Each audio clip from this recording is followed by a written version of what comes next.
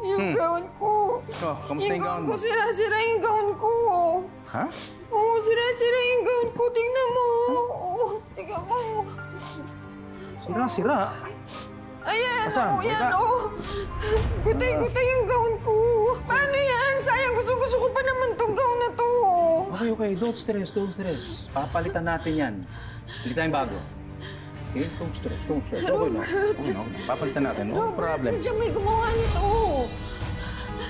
Sinadyang sirain yung gown ko. At kahit bumili tayo ng bagong gown, sigurado ako sisirain ulit yun. Tama na, sinasabi mong sinadya?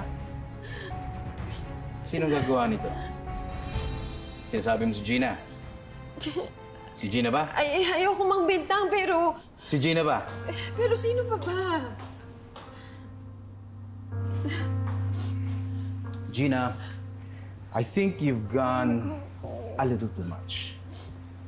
Alam kong ayaw mong matuloy yung wedding namin, pero hindi dapat ginawa ito.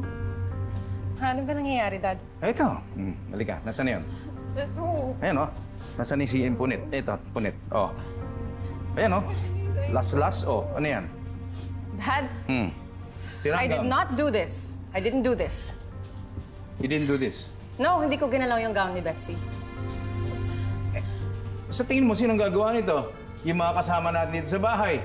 Si Tita Connie mo, ayan, I've done nothing. Ikaw lang ang ayaw matuloy ang wedding I have namin. done nothing but try to accept Betsy in this house. In my mom's house. Tinanggap ko kahit ayaw ko. And I kept my mouth shut kahit di ako sangayon sa mga plano nyo. Tapos ngayon pagbibintangan nyo ako? Dad, talaga? Sino gumawa nito? Eh di si Betsy.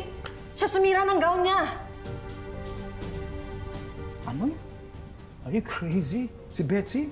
Dad, hindi mo ba nakikita? It's her plan para siraan ako, para magalit ka sa akin at siya kampihan mo. Alam mo, yung sinasabi mo yan, napaka-imposible. Dad, please. Alam mo, mainit na ulo ko. Kung meron kang pupuntahan, pumunta ka na. Malis ka na dito, baka uminit lalo ang ulo ko. You disappoint me. Look at you. I can't even look at you straight in the eyes.